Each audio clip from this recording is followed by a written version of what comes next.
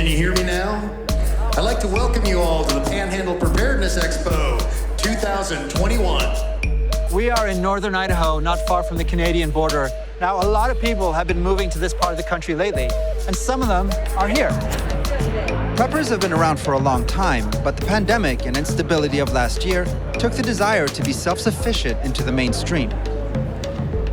This place is basically a candy store for preppers. It has everything you might want for when the shit hits the fan. If you want guns or holsters, essential oils, or learn how to dehydrate food, or rare coins, or books about Jesus, or how to process a bunny. Okay, now slide this finger down. Oh, look at me go! There you go! Yes! Yeah!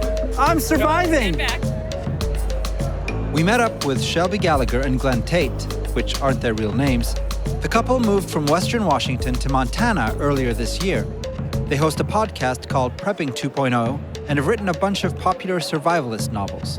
What is the importance of this genre to the movement? In prepper fiction, you can describe things that haven't happened yet, and more importantly, how people will react. In the past, we were prepping for what was coming. Right now, we're prepping for what is happening. Who has been saying since 2012, when I wrote my books, there would be crazy inflation, supply disruptions, political disintegration? We have been right. We're in the beginning phase of a good chunk of this country starting to say, what in the heck is going on and what can I do about it? Times have changed. When people in our new state of Montana say, why did you leave? We simply say political refugees. It conveys everything. This part of the country is attracting waves of people who identify as political refugees, fleeing cities they see as becoming dangerously liberal. In 2011, another survivalist author, James Wesley Rawls, sought to formalize this kind of migration. He called on his readers to escape secular cities and build a conservative Christian stronghold in a region around Idaho, a state known for low government regulation. He called it the American Redoubt. In 2020, as American cities locked down and massive protests erupted, Rawls's plan got an unexpected shot in the arm. Demand for real estate in the Redoubt skyrocketed, and money from migrating conservatives flooded the market. Open sesame.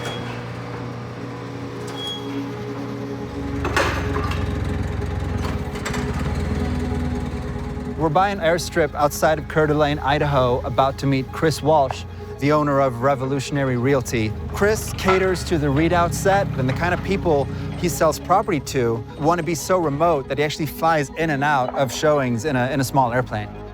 The Redoubt has been going on for a decade, right? But with the pandemic and with the George Floyd protests, did that change? That changed everything.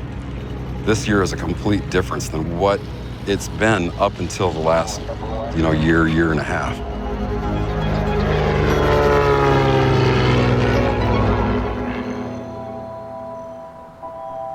So this property is for sale, right? It is. What's the asking price? $990,000. Everything that I sell is to people from out of state. Local people here, have been able to afford things up until the last year. As more people move to North Idaho from out of state, Coeur d'Alene has become one of the fastest growing real estate markets in the country. North Idaho itself has always been the center of the Redoubt movement, and the primary reason for it is lack of restrictiveness. If you come here and you want to knock some trees down, you get a chainsaw. The ideal is freedom. North Idaho and Idaho as an area has always been dominated by people that aren't from it. We've always had this reputation as being some form of racist, stronghold. The preppers up here, we all live in Minuteman missile silos. We live with lead blankets, tinfoil hats. None of it's true. That may be the case, but this part of the country does have some real baggage when it comes to migration. In the late 70s and 80s, the Aryan Nation, one of the most notorious neo-Nazi groups in American history, chose this area for their white homeland. But the Redoubt movement denounces racism. Instead, it's explicitly trying to speed up a trend that's been happening in the United States for a while: segregation on the basis of politics. In 1980, only 12% of American counties were solidly red or blue. Today, more than half of them are won in landslides. The United States is becoming a nation of bubbles. Your website says you don't work with liberals. No. What's that about? The big problem that we've got with liberals is that when liberals move in, they work very hard to make everything where they move exactly the same as where they came from. The Redoubt, in my opinion, is a place where people go to be around people that are like-minded. It's really about being in an area where people think the same as you do. And that's partly what drew Melissa and Jeremy Souza to the area. Their family moved from Washington State to a plot of land in remote northern Idaho last year in order to build a more self-sufficient life. Jeremy was a Portland area cop, and now the family runs a popular YouTube channel showing their transition to Idaho life.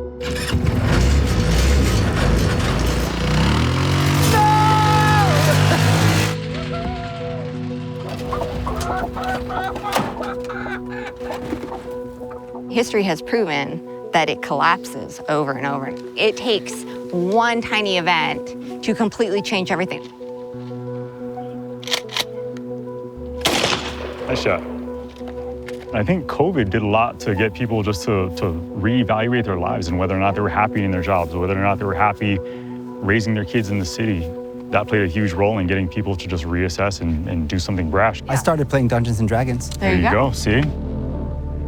2008 is what really kind of got us thinking that the system's broken, and we did everything the way that they say you're supposed to do. We went to college, we got good jobs out of college, got insurance and 401ks, we bought a house, and then everything crashed. So that's when we decided that we wanted to get unplugged from that system. We haven't had a flushing toilet in 16 months, and that's kind of crazy. But we don't have debt either. Everyone can kind of be their own weirdo out here. That's a beautiful thing. I think that the same reason that it became the Redoubt area is the same reason we were attracted to it. It was just all the freedoms that come along with it.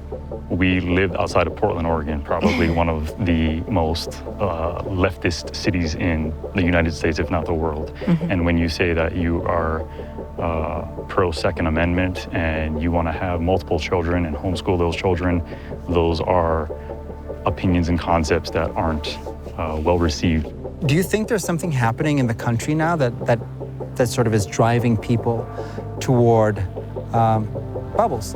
Yeah, absolutely. Yeah. I think so. I think especially politically, battle lines are being drawn and people are flocking to the regions where they feel as though they belong. Yeah. And those battle lines are playing out in the region's local politics. Chris Filios and Bill Brooks are county commissioners in Kootenai County in North Idaho. Despite being lifelong conservatives, they're concerned that parts of the Redoubt have pushed the local GOP to the extreme right. To them, Idaho represents the final bastion of freedom. There are people who just want to be left alone. They want to live off the grid. That's perfectly fine. But on the other hand, you have folks who want to refashion the society and create that utopia that's in their mind and in their making. Positions that used to be pretty low-key, like library, health, and school boards, have turned into ideological battle stations as the Redoubt enters local politics, impacting everything from infrastructure to school curriculum. Their objective is to basically infiltrate the bastions of power, all elected positions as much as possible. So the end result is you get a single mindset, you get a governance of intolerance, and either you agree with us or you don't. So you're either with us or against us, you're a friend or you're a foe. In a sign of just how much the area is politically purifying itself, the Kootenai County GOP recently embraced the John Birch Society, a group that was hugely influential in driving the anti-communist mania of the 50s and 60s. The party has been commandeered, and those of us that don't adhere to that are labeled as Marxists, socialists, communists, and that's where we've come to. It doesn't seem to me that communism is a huge threat up in northern Idaho. So what's going on? I think much of the fear is not homegrown. I think it's imported. Mm-hmm. They're coming from areas such as Southern California, perhaps Seattle, and other areas where they feel they've been oppressed, overregulated. It's a group of very unrealistic people who are ready to make a last stand redoubt against communism and the decay in America. This looming threat of communism, spanning everything from Black Lives Matter to mask mandates to Joe Biden's election, was a top agenda item just across the Idaho border in Montana at the Red Pill Festival.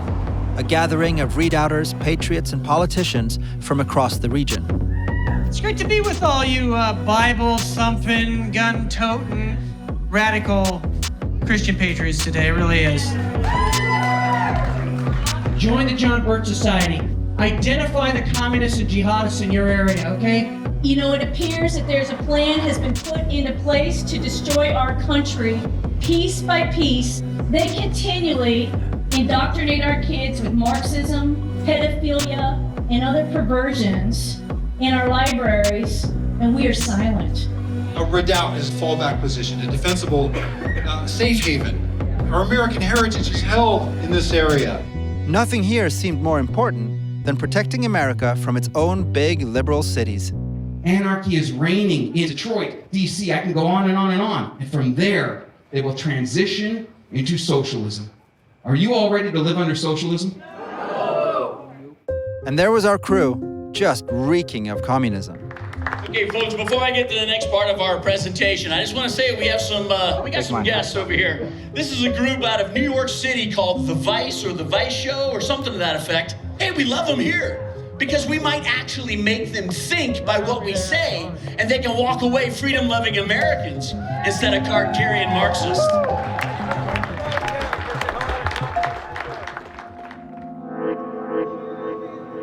To this crowd, the country is locked in a battle between good and evil, patriots versus traitors.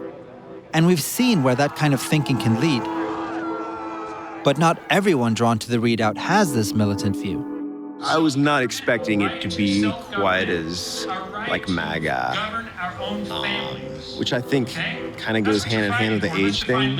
You're not in a building phase when you're in your 60s and 70s. Yeah. And I don't care if you're liberal, conservative, what. Like, being grumpy and railing is kind of goes with the territory. Hopefully, the younger families aren't like that. Hopefully, they're excited about life and excited maybe about the future of the Redoubt, whether it be armed insurrection or whether it just be a bunch of families just growing vegetables and trading with each other and loving Jesus and raising cute babies.